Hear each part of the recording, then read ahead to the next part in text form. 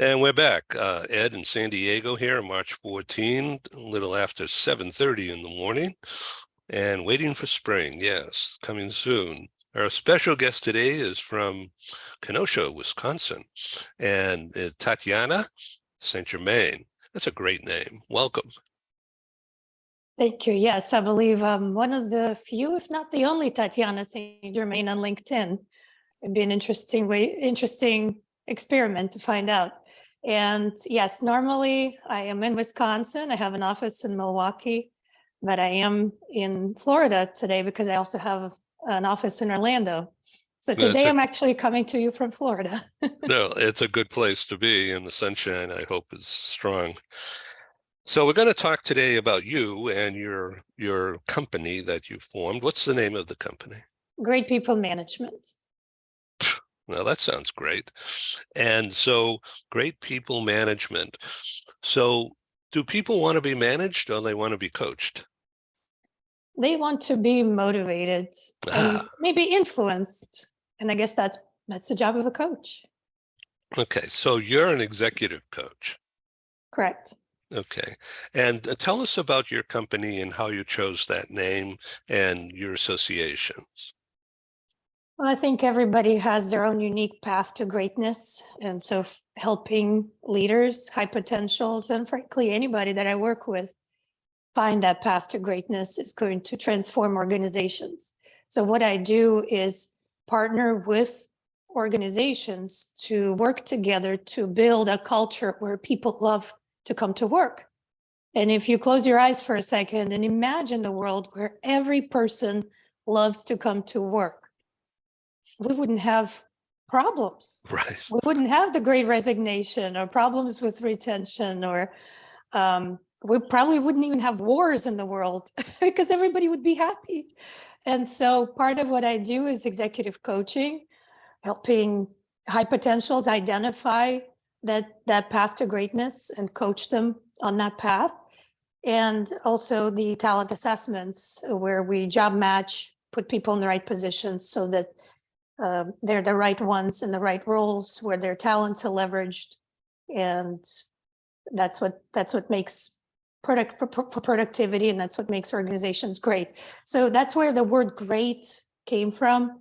And it's more, I don't know, I was debating management versus consulting, and I settled for Great People Management. And I've been getting pretty good feedback about the company name. And actually this year we're celebrating 10 years.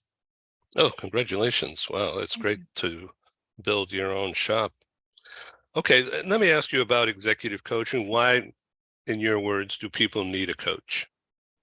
And how do you find the right coach? What questions do you ask yourself? Never mind, what questions do you ask of the potential coach? Yes.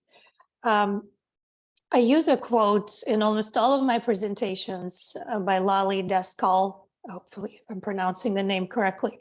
You don't build a company, you build people, and then people build a company. So again, everything starts with people. Therefore, it's Great People in my company name. And it starts with leaders, starts with leadership. Why we need coaches is because we all live in our own heads, rationalize our own actions and feelings, and we all need perspective. Well, we don't know what we don't know. And in terms of building a company, building people who build a company, you're either green and growing or ripe and rotting. So everybody needs opportunities for growth and development.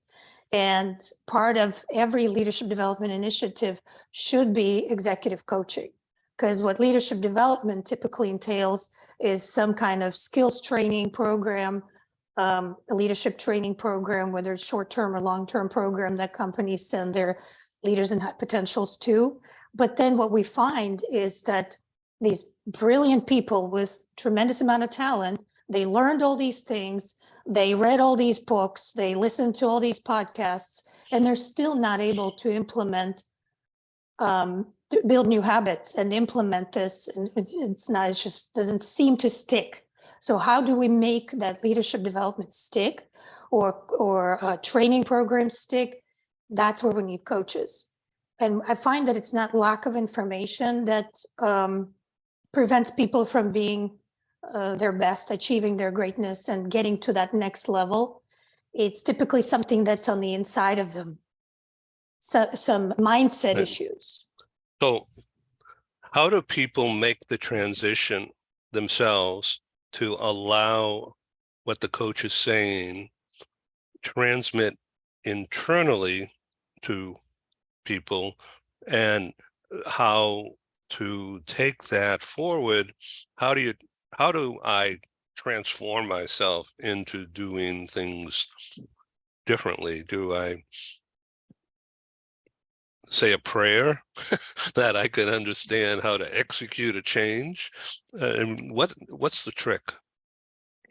Well, that's the trick. The trick is individual for everyone. Hmm.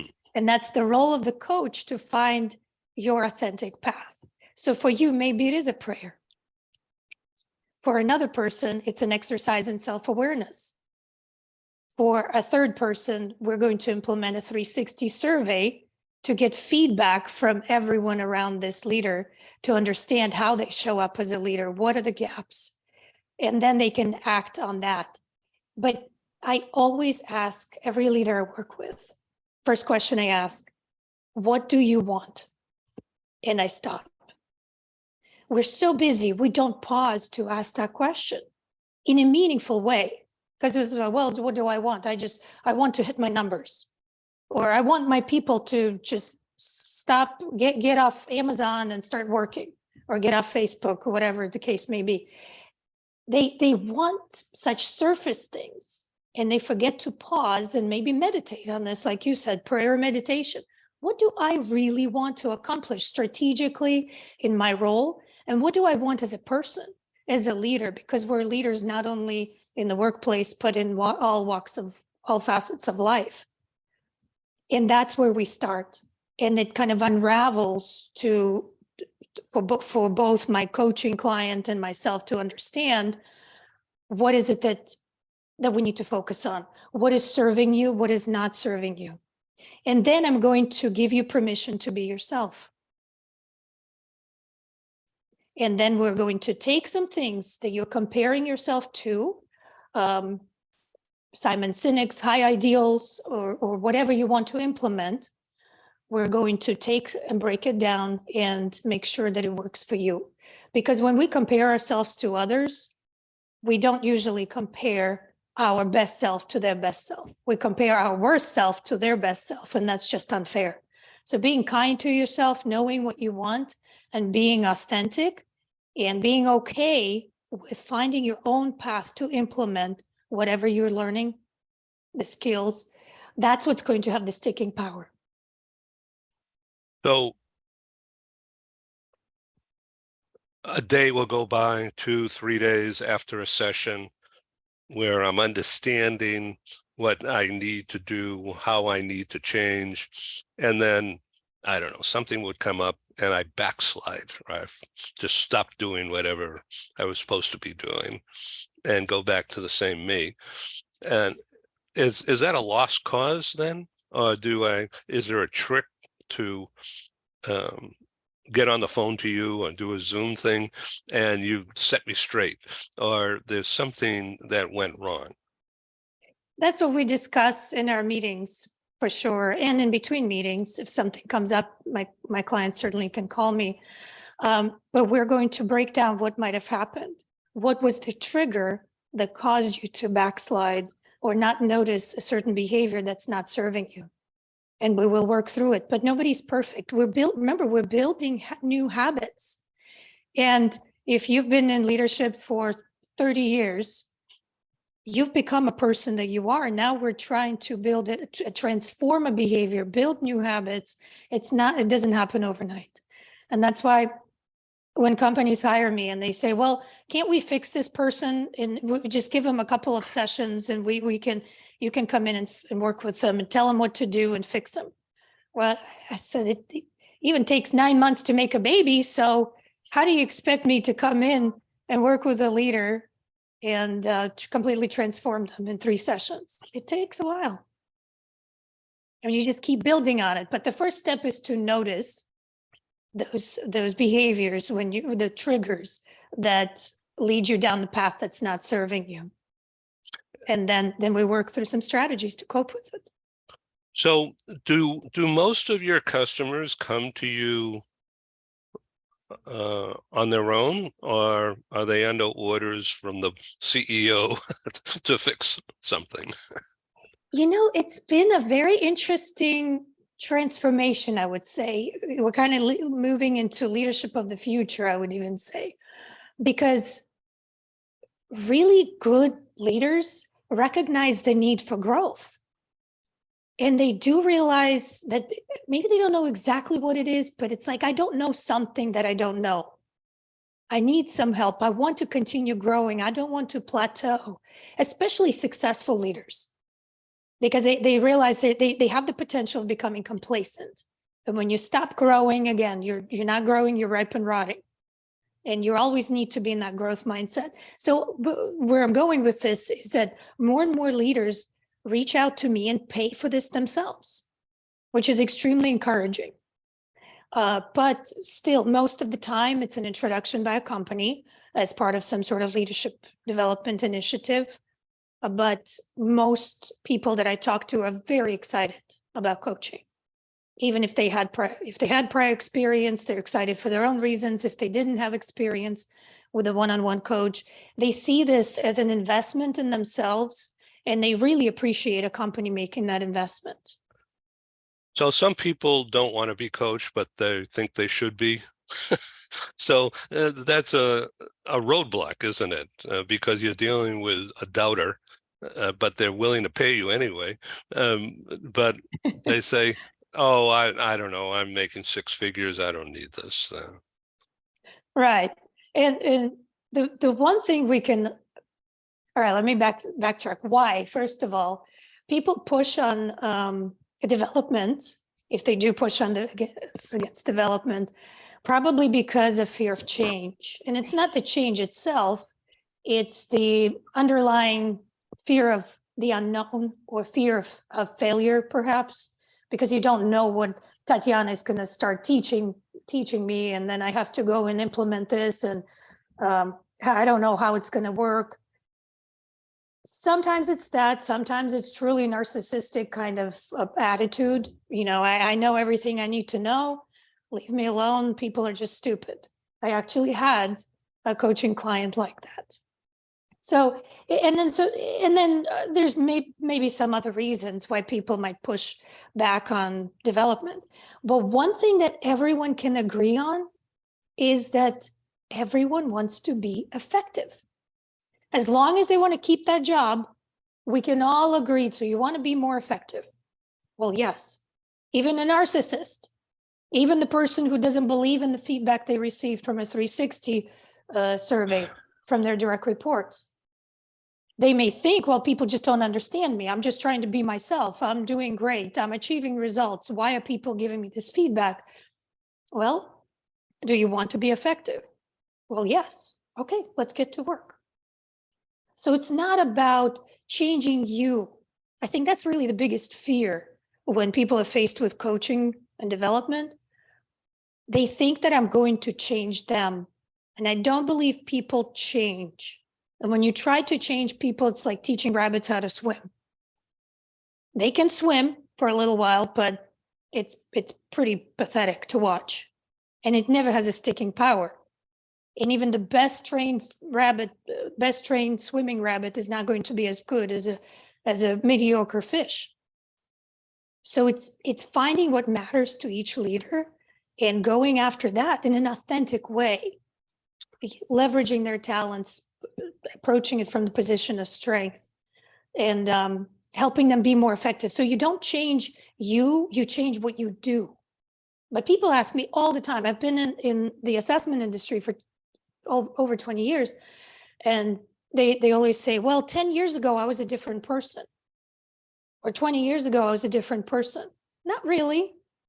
Point of departure is the same for everyone. That's your DNA. That's how you're hardwired. That's your programming. But you learn ways to cope with the weaknesses, mitigate some of the weaknesses you have, and you learn ways to more effectively leverage your talents. And if you have a coach, that process is accelerated. So you do feel like you're more effective, and therefore you feel like you're a different person, but you're really not. So again, don't change you, change what you do. And with that in mind, people are much more open and receptive to coaching, to development, to training, because they know it's not designed to change them. So we're coming to a close here in this first shrink session, and I thank you. And next month, we're going to have another program, and we're going to focus in on, I'm going to read this, future of hiring, assessments, and the talent brand. So just as a preview, if we can just touch on a couple of points and bring more depth to what we've just been discussing about the need for a coach and how to think about coaching. Are most of your people women, or are they men? By I'd people, say I mean customers. yeah, 50-50? 50-50. Mhm. Well, that's interesting. And are they generally in big companies? Larger companies, a few hundred employees or more. Yes. Although Now, I do work with small business owners as well on the coaching side. Yeah. yeah. So that leads me to this question now about the needs of a corporate employee that in a highly structured environment, you know, of hundreds, if not more, in the company or on the team, even if Mhm. it's a global multinational, that's very different need basis than me and my publishing company or advertising company. Absolutely. But we're all humans. That's the one thing that unites us. When I coach a small business owner, they have the opportunity to impact 25 employees. When I coach an executive at a large corporation, they have the potential to impact and influence 2,500, 25,000 employees, that kind of snowball trickle down effect. So yes, the impact is going to be expanded by coaching, but what we work on, the core needs of the individual are still going to be about communication, holding people accountable, influencing and motivating others, because that's what makes a great leader. Making decisions, maybe the effect, the impact of decisions is different, but there still need to be courageous. Vulnerability with boundaries, another thing we work on a lot. Making decisions, being courageous, self-reflective, and getting to their own greatness, just in a different way. So in the future of hiring, regardless of whether it's in a large corporate structure or a small shop, we're talking about recruiting, but you have written, it's not recruiting, it's attracting. Yeah. And that means you're looking for a certain talent brand. So describe a talent brand in that context. Well, I liked when people talk about recruiting, I ask recruiters and staffing companies and HR. So you've been recruiting the last 3 years. How has it been working for you? it's a never-ending cycle, it seems like. What I'm finding is it's more about building a talent brand. Recruiting is not so much about going out there and finding people. It's about building an internal talent brand, a reputation, if you will, for a company that hires the right people, puts them in the right positions, develops and grows them, and it builds the reputation. That's what talent brand is. So we're almost talking like it's part of a marketing initiative, not so much an HR recruiting kind of initiative. And then you end up attracting people that want to work at your company. You become an employer of choice. An employer of choice idea is not new. It's been around for many years, but I think it's becoming much more, it's definitely making a comeback, and it's becoming so critical that I believe if you don't have a talent brand initiative, And as an organization, if you're not working very hard to become an employer of choice, you will not be able to stay competitive in the future. So that means that caring, a well-being, that's a hot term these days, well-being in the workplace, it's all a matter of attitude. Attitude, well-being, but remember, people want to be valued and appreciated for their contributions. So we need to understand what makes people tick. This is where assessments come into play. You want to understand what their talents, their weaknesses, and put them in the positions where their talents are leveraged. You don't want to set people up for failure. You want to set them up for success. And when every single person is set up for success and you're working on a complementary team, individual weaknesses become irrelevant. And everybody feels valued for their contributions. They feel like they're achieving results. I've never seen a person fully engaged in losing. I've only seen people fully engaged in winning. And when everybody's winning, that's the culture. It's difficult to, you just feel it, you know it, and you want to bring people just like that to into the company. And so that's why I'm talking attraction. Tatyana St. Germain, thank you. This sounds like great people management. I thank you for being on Global TV Talk Show, and we'll see you in a few weeks. Thank you for having me on the show, Ed. What is the website that people can find you at? Greatpeoplemanagement.com. So easy. Wow. I'm trying to make it easy. Enjoy. Take care and be well. Thank you so much, Ed. Thank you. Bye-bye. Bye.